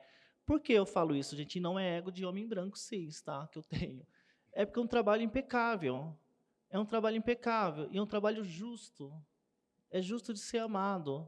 É digno de ser amado. Inclusive, tem obras minhas que chamam Aquele que é digno de ser amado. Porque o que eu quero, o que eu busco, o que eu sentia falta em museu é trazer uma pessoa negra com que os brancos reconheçam ele, não pela cor, que eu não acredito em empatia de cor. Eu não consigo ter empatia por pessoas brancas que eu não sei o que é o sofrimento de uma pessoa branca. Você entendeu? Né? Mas tem a empatia do objeto. O que seria a empatia do objeto? É quando o branco fala assim, eu também tenho um sofá. Olha que legal. Porque ele vai chegar até o sofá e vai entender que aquilo não é um negro no sofá. É uma pessoa da mesma posição que ele também fica, às vezes. Né? Porque eu não suporto pessoas dramáticas. Eu não posso trazer, você entendeu? Uma pessoa preta sendo violentada. Isso da Atena já faz, né? O Ratinho faz isso. Eu não sou igual a eles, eu não quero ser similada a eles, né? Então, para mim, era muito importante falar, vamos construir uma imagem que mesmo o opressor ele se reconheça numa ambientação sistematizada como local de descanso. Ele não é preto, mas ele tem sofá, né? E as fardas me chama muita atenção você falar isso, que agora eu vou fazer a psicóloga, tá? porque ela fala mais de você do que do trabalho. Porque se você ainda não entende que quem usa farda são pessoas, né, a gente tem que rever de novo, né, como o nosso olho ainda olha para policiais militares. Né? A polícia militar, o suicídio é mais do que de pessoas trans no Brasil. Vocês sabiam disso? E olha que nós temos todos os motivos e motivações, né, para matar e morrer. Então, quando eu trago essas fardas estendidas dessa forma, é porque realmente quero que as pessoas olhem ali como um tumulto, né? Mas, enfim, a gente não tem controle sobre isso. E isso é legal você trazer para mim, que de repente eu posso até repensar, né? Tipo, se eu não conseguir acessar esse boy, como a gente traz, né? Porque tem outros trabalhos também de farda que são um pouco menos impactantes, né? Então, acho que é assim, né? O meu trabalho, a minha vida é um script, né? Eu lembro quando eu ia falar da... um dia eu fui dar assessoria para a HBO, e eu fiquei 3 dias ensaiando no espelho, e me filmando em todos os ângulos, né? Aí eu lembro que os meninos falaram assim para mim, nossa, você é tão legal para falar. Não, isso tudo é ensaiado, eu sou super louco, espatifado, tal. Mas aqui eu tenho que falar assim, senão também me perco, que também é uma forma, que eu sou dislexa. Se eu não ter um método, gente, de sentar, falar, olha, eu sei que está aqui, está ali e tal, aí eu me perco na fala, né? Mas a minha vida é um script, assim, eu gosto de ser assim. Vocês, não sei, vocês gostam? Eu gosto. Assim, e eu tomo 150 miligramas de sertralina também, né? Funciona. Temos uma última pergunta aqui. Ela desistiu de perguntar. Mas então eu vou fazer uma pergunta, posso? Eu quero saber em relação a referências, Lia, porque você comentou que tem 50 anos, né? Então, quais foram suas referências? Eu queria até parafrasear um rapper que diz, abre aspas, mesmo sem espelho, tenho que fazer o que ninguém fez e ser o primeiro. Fecha aspas. Então, você foi sua própria referência, possivelmente tenham tido mulheres trans brancas que você tenha visto na TV, mas são mulheres trans brancas, né? Então, eu queria entender um pouco mais quais foram suas referências, se você foi a sua própria referência. Não tem como. A gente só se sente humano em relação à outra humana, né? Então, como eu sou humano, eu só me sinto referidas, né? Ou ter referência a partir de outras pessoas que vêm anterior a mim. Mas a maior referência para pessoas trans, aí eu falo como um grupo mesmo, é a rua, né? A rua ela é muito violenta, então na rua você vai entender a vida em relação à morte, a morte em relação à vida. Nós, pessoas trans, a gente tem, não estou sendo dramático, tá? A gente só está falando questões que é muito importante entender. A gente tem uma velhice precoce, né? E ninguém está discutindo isso também da velhice precoce de pessoas pretas. Ou seja, o Davi, que é esse menino que mais aparece, ele é um menino que, aos 12 anos, deixou de ser irmão dos irmãos e passou a ser o pai da família, aos 12 anos. Então, isso é um envelhecimento precoce, né? Então, a gente está um pouco além, né? Eu falo, nós, pessoas trans, a gente não é normal, porque não tem como ser normal, porque se nós fôssemos normais, a gente estava extremamente adoecida, né? Então, a gente se torna quase compulsiva nos nossos desejos, do tipo, eu quero ler, aí você vai ler muito. Eu quero sistematizar o meu ódio. Você vai passar o dia inteiro, né, costurando, sei lá, fazendo qualquer coisa, né?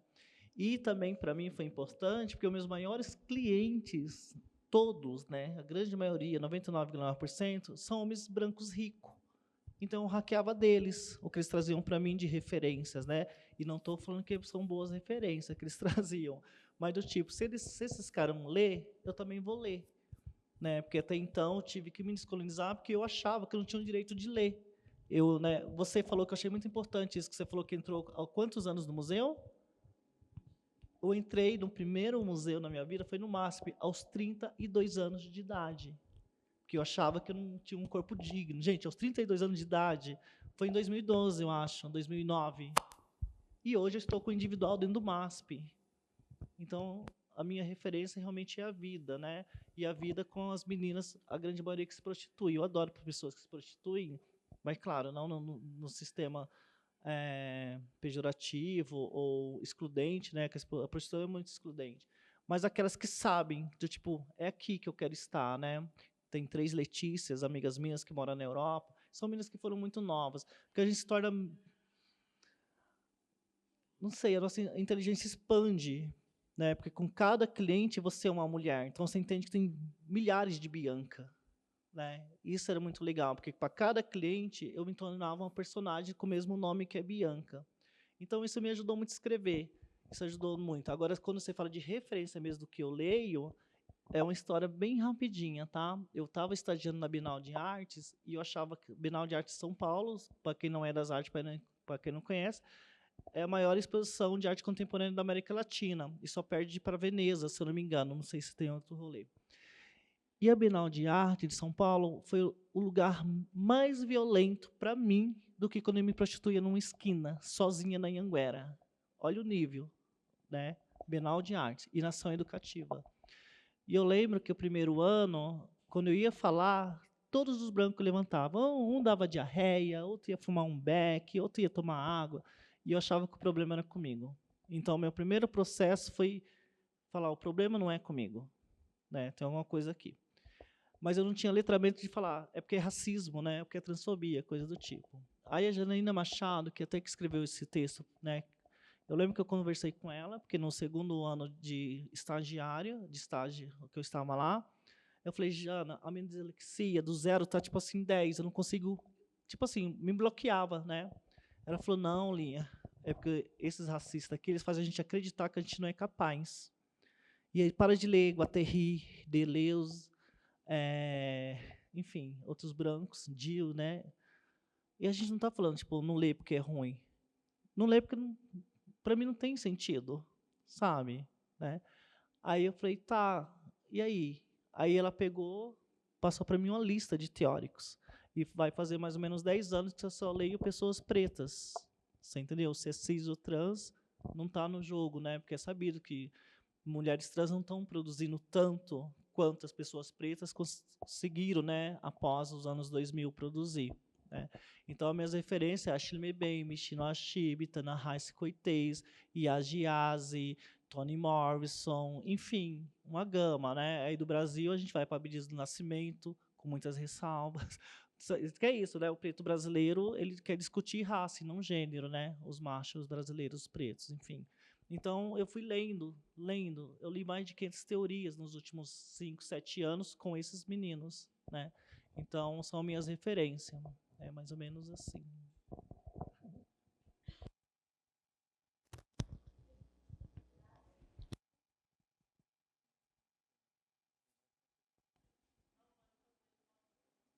Temos tempo para mais uma? Uma última, então? Obrigada.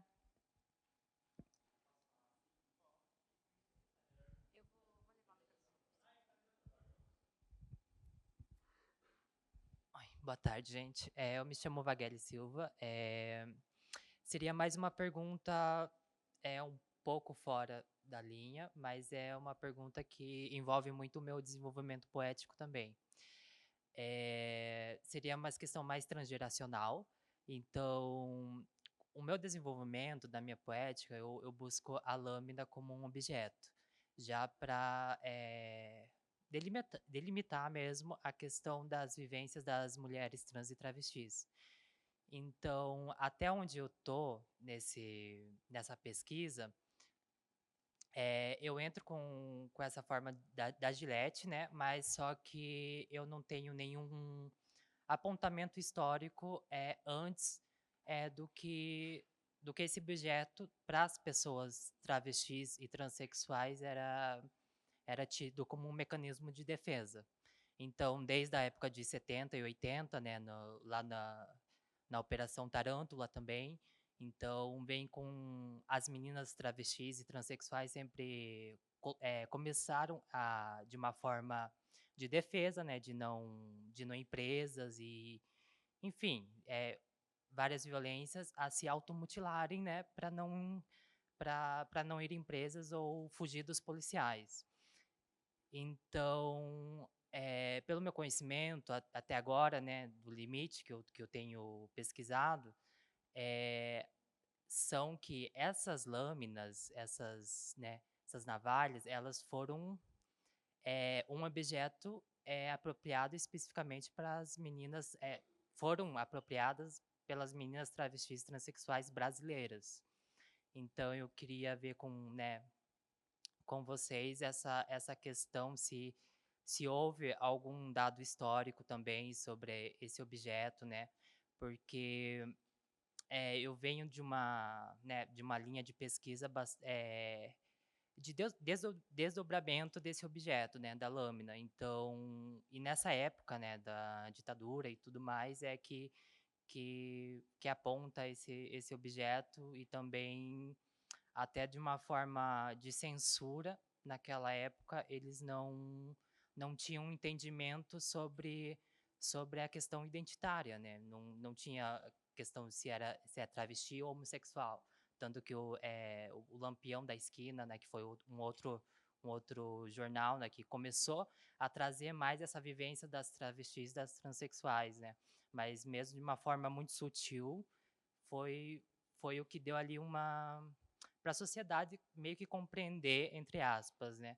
Então, eu queria saber mais nessa linha histórica mesmo, da vivência das travestis, das transexuais, sobre essa questão, e principalmente sobre esse objeto que até hoje ainda é usado pelas meninas que estão na praça. Então, queria saber sobre isso. Eu não uso gilete, que eu frequento o clube de tiro. Evoluiu, né? Eu adoro clube de tiro.